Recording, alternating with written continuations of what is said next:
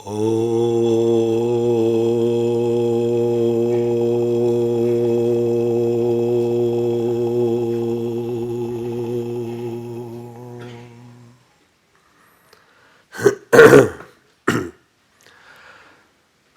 स्वामी ब्रह्मानंद जी महाराज, श्रद्धेय स्वामी आशुतोष जी महाराज, आदरणीय आचार्य संदीप जी, विद्वद्गण, उपस्थित शिविरार्थी महानुभावों, माताओं और बहनों,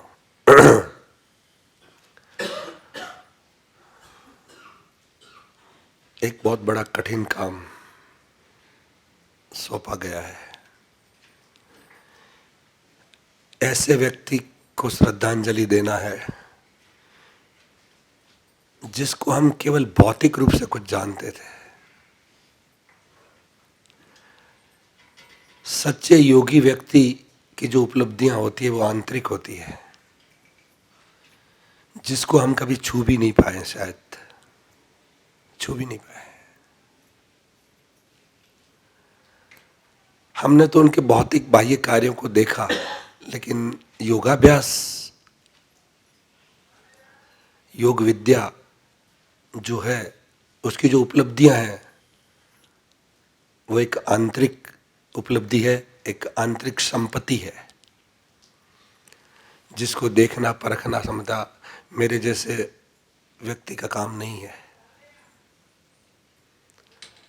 एक सागर के एक बिंदु को जानना कठिन काम है, फिर भी कुछ बातें उनके साथ समस्मरण है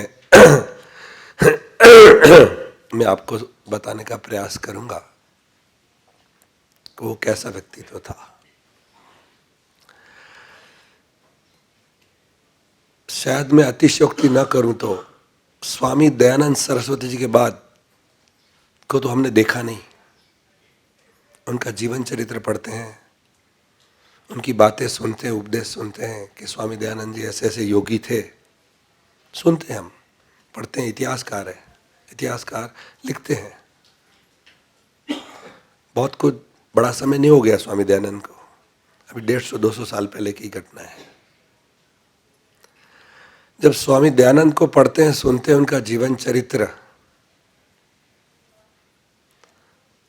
तब लगता है कि योगी व्यक्ति कितना महान, कितनी उनकी उपलब्धियां होती है साक्षात। लेकिन ये हमारा बड़ा सौभाग्य रहा, बहुत बड़ा सौभाग्य रहा कि स्वामी सत्यपति जी जैसे व्यक्ति को प्रत्यक्ष देखने को, सुनने को, उनको जानने का एक छोटा सा अवसर मिला हमको।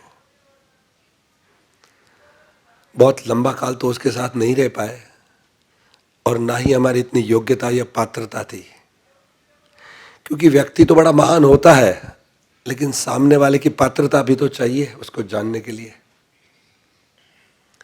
नदी तो बह रही है, उसमें आप छोटी कटोरी लेके जाओगे तो उतना ही पानी आएगा, एक लोटा लेके जाएंगे तो लोटे जितना पानी आएगा, एक बहुत बड़ा घड़ा लेके जाओगे तो घड़े जितना पानी आएगा, और एक बहुत बड़ी टंकी लेके जाओगे तो टंकी में आएगा। पात्र की जितनी स्थान होगा, पात्र की जितनी योग्यता होगी, उतना ही वो उसको भर पाएगा। तो बस मेरी योग्यता तो बहुत सामान्य थी, एक छोटी सी कटोरी की तरह, उनको देखना, परखना, जानना। उस दृष्टि से मैंने देखा कि स्वामी दयानंद के बाद यदि किसी व्यक्ति से, मैं अपनी व्यक्तिगत बात करता हूँ, शायद मैं गलत भी हो सकता हूँ, हो सकता है मैं गलत हूँ, लेकिन मेरा अपना अनुभव है कि स्वामी दयानंद के बाद यदि मैं किसी व्यक्ति से प्रभावित हुआ हूँ तो वो थे स्वामी सत्यपति जी महाराज। उनका जीवन, उनकी निष्ठा, उनकी समर्पितता, उनका चरित्र, उनका विचार, उनकी वाणी, उनका व्यवहार, प्रत्यक्ष देखने को, सुनने का एक सौभाग्य हमें मिला। ये हमारा बहुत बड़ा सौभाग्य है कि स्वामी सत्यपति के साथ रहने का अवसर भी मिला।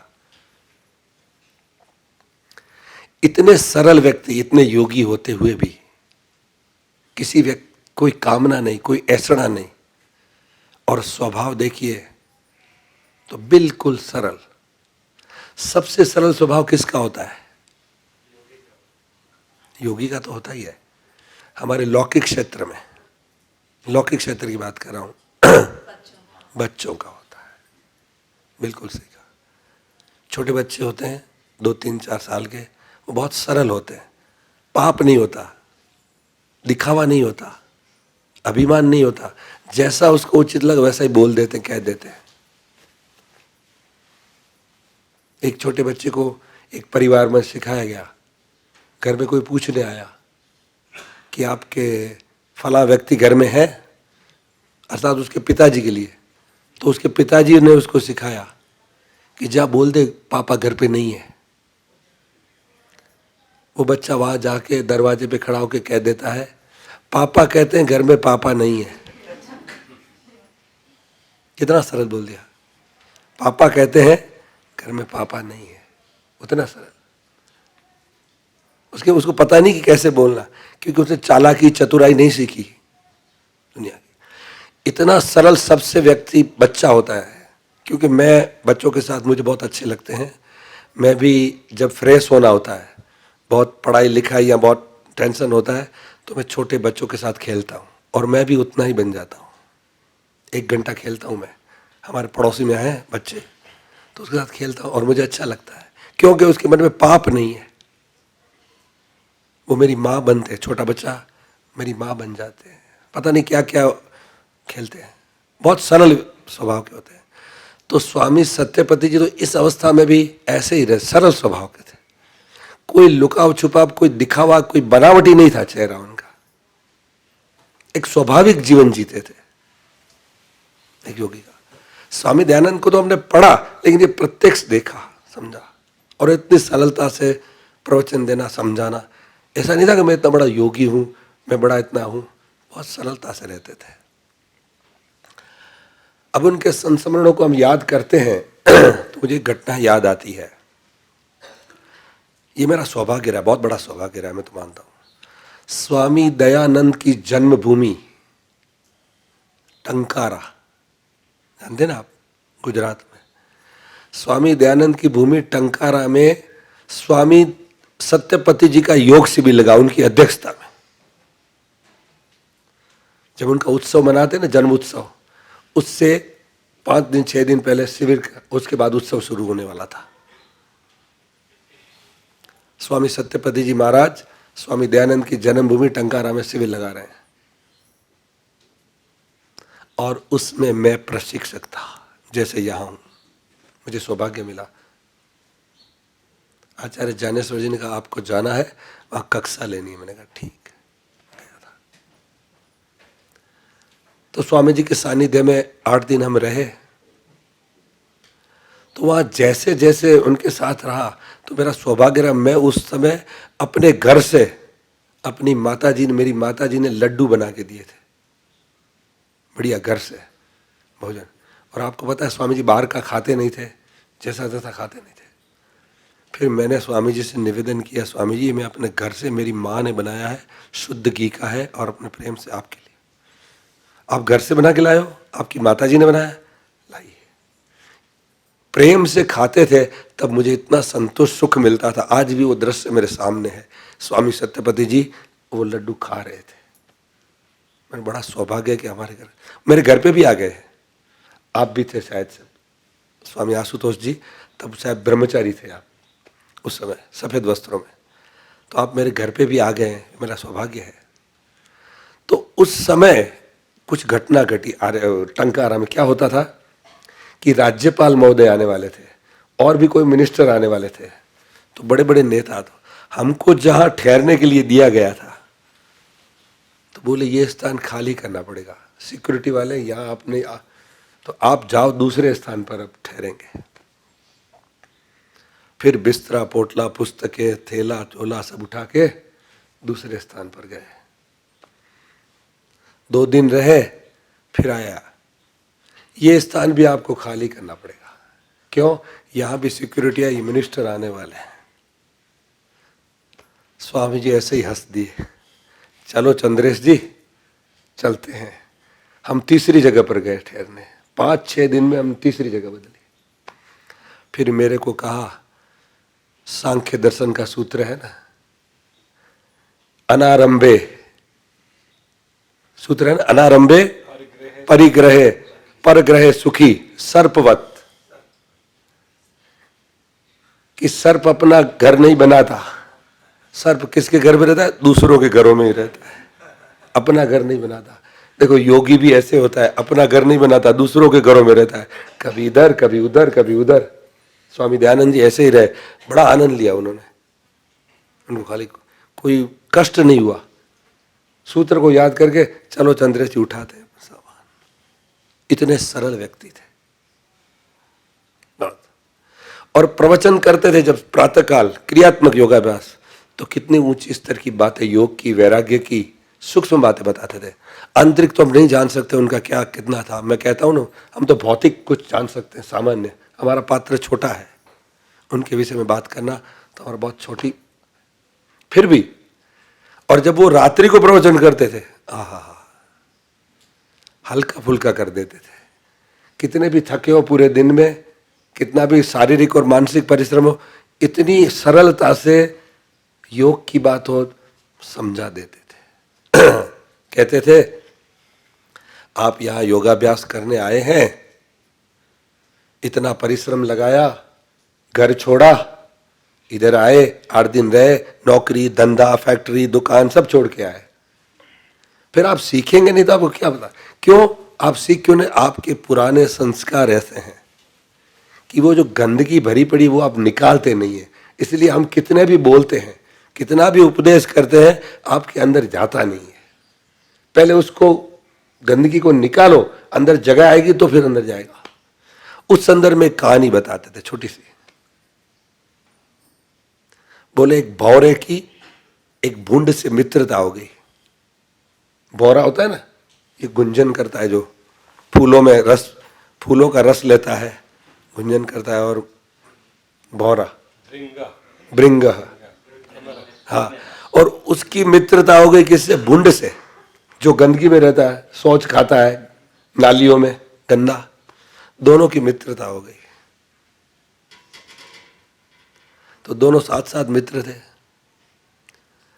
तो भौरा कभी भूंड के पास जाता तो बोला तू कैसा गंदगी में रहता है, कैसी सोच में, ये सोच गंदगी, जो व्यक्ति टॉयलेट करते हैं वहां जाता है, गंदगी खाता है, ऐसा कैसे?